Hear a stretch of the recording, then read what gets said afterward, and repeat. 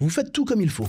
Vous mangez mieux, vous faites du sport, mais la balance ne bouge pas. Et vous vous dites sûrement, j'ai un métabolisme lent, c'est pour ça que ça ne fonctionne pas. Mais non, ce n'est pas votre métabolisme. Et dans 90% des cas, la stagnation vient d'une autre origine, bien plus courante et surtout modifiable. Et dans cette vidéo, on va voir les vraies raisons de pourquoi votre perte de poids est sûrement bloquée. Et surtout, on va tenter de comprendre comment relancer la machine et non pas votre métabolisme, contrairement à ce qu'on pourrait croire. On va parler des calories sous-estimées, des efforts surestimés, des erreurs du week-end, de la baisse d'activité et encore de l'hygiène de vie. Donc restez bien jusqu'au bout de cette vidéo parce que si vous pensez qu'aujourd'hui tout est foutu pour vous et que vous n'y arriverez pas, je pense que ça va vous faire changer d'avis. Et pour les personnes qui ne me connaissent pas, je m'appelle Louis, vous me connaissez sûrement sous le nom de The Prep Dad, j'ai un master en sciences et plus de 60 qualifications dans le domaine du fitness et de la nutrition. J'ai aidé des centaines de pratiquants d'un niveau amateur à un niveau bodybuilder professionnel à se transformer et j'ai formé des centaines de coachs au travers de ma formation The Prep Dad Mastermind qui délivre des enseignements autour de la nutrition, du training, du business de coaching, de la physiologie féminine, du bodybuilding et bien plus encore. Donc si vous êtes intéressé, le lien est directement dans la description. Également si vous êtes coach ou futur coach, le lien de ma newsletter totalement gratuite est dans la description. Je délivre chaque semaine des conseils avec de la valeur ajoutée pour réellement vous aider à vous développer. Et avant de commencer cette vidéo, n'hésitez pas à déjà mettre un pouce en l'air car j'espère que vous l'apprécierez, à vous abonner si ce n'est pas déjà fait et à mettre un commentaire pour le référencement, ça m'aide beaucoup.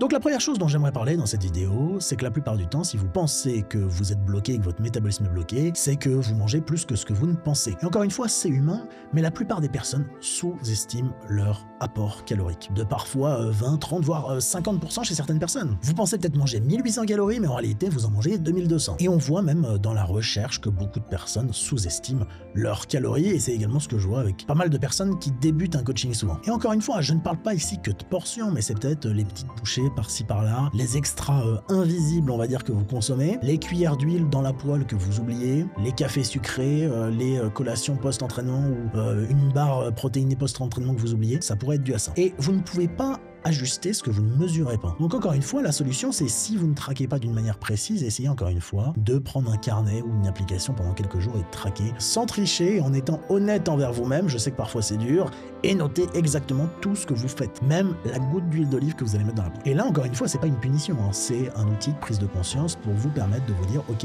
c'est vrai que je mange un peu plus que ce que je pensais.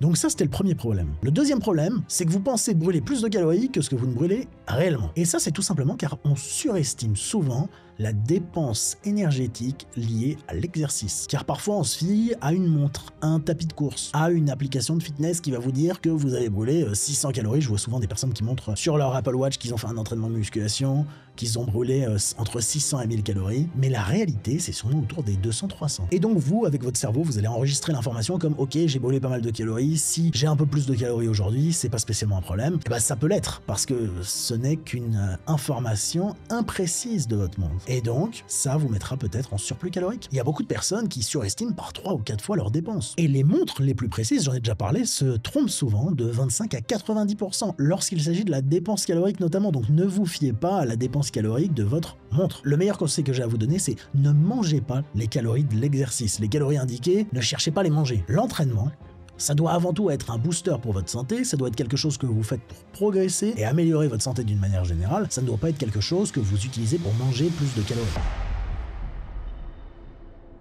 La troisième chose que je vois, et souvent la plus courante, c'est que vous mangez trop le week-end. Et du moins pas vous mangez trop, mais vous explosez vos efforts le week-end. Car la plupart des personnes, vous travaillez du lundi au vendredi, vous êtes carré sur votre nutrition, vous emmenez vos plats au travail, préparez vos plats le soir, même chose. Mais le samedi, le dimanche arrive, vous avez un brunch, un apéro, un dessert, une pizza, un verre en terrasse. Donc résultat, vous perdez peut-être 2500 calories dans la semaine, vous en reprenez 3000 en 48 heures, et vous vous demandez encore pourquoi vous stagnez. Mais ça, c'est la chose, en réalité, la plus courante que je vois et que j'ai vue avec des centaines de personnes en coaching. Encore une fois, le corps, il fait une moyenne sur 7 jours. Il se réinitialise pas miraculeusement le lundi. Donc si vous ruinez votre week-end, ça va impacter les jours à venir et ça finira par vous décourager. Donc encore une fois, la stratégie à adopter, c'est de planifier ses repas non traqués, les repas au restaurant par exemple. Ça sera d'adapter sûrement un petit peu l'apport dans la semaine pour s'assurer d'avoir suffisamment de marge pour ce repas qui est non traqué et essayer encore une fois d'avoir des choix délibérés et réfléchis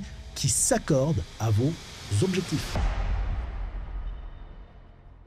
Le quatrième point que je vois et qui est fréquent, en perte de poids notamment, c'est que vous bougez moins, mais vous ne vous en rendez pas spécialement compte. Car oui, vous avez peut-être 3 entraînements par semaine, mais en dehors de cela, est-ce que vous bougez toujours autant que lorsque vous étiez en surplus calorique ou à la maintenance? Parce que souvent, ce qu'on voit, c'est moins de pas, moins de marche dehors volontaire, moins de mouvement d'une manière générale. Ça, c'est la dépense calorique invisible. Pourquoi? Car en déficit calorique, votre corps, il cherche à économiser, donc il va vous dire inconsciemment de moins bouger. Et donc, peut-être que vous brûlez 100 à 300 calories de moins par jour, sans vous en apercevoir. Et donc, la solution, c'est souvent ce qu'on dit, et c'est pour ça que les pas, c'est devenu à la mode, mais c'est se fixer un nombre de pas, parce que si vous vous fixez un nombre de pas, consciemment, vous allez bouger plus. Également, quelque chose qui peut être bien, c'est par exemple, si vous êtes au téléphone, tentez de marcher un petit peu lorsque vous êtes au téléphone, à la place d'être assis. Essayez peut-être également à la salle de sport de marcher durant vos temps de repos. Ça peut être quelque chose qui peut vous ajouter facilement beaucoup de pas. Donc, ne comptez pas que sur le sport pour réussir votre déficit calorique, comptez sur votre vie de tous les jours.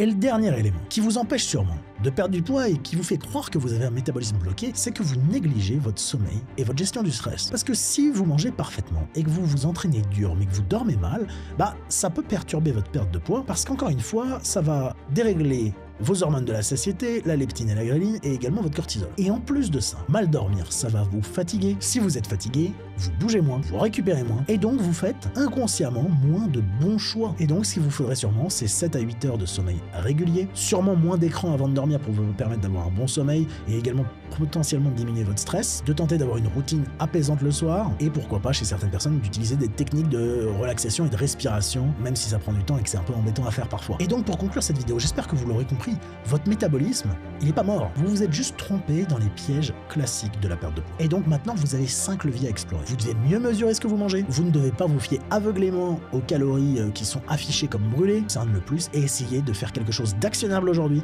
Aujourd'hui, pas demain, pour que ça aille mieux. Donc si cette vidéo vous a plu, abonnez-vous, mettez un pouce en l'air, mettez un commentaire. Si vous êtes coach et que vous voulez vous développer dans le coaching en ligne, ma newsletter gratuite est dans la description et le lien de mon mastermind également. Je pense que ça pourrait évidemment vous aider. J'espère que cette vidéo en tout cas aura pu vous aider et je vous dis à très vite.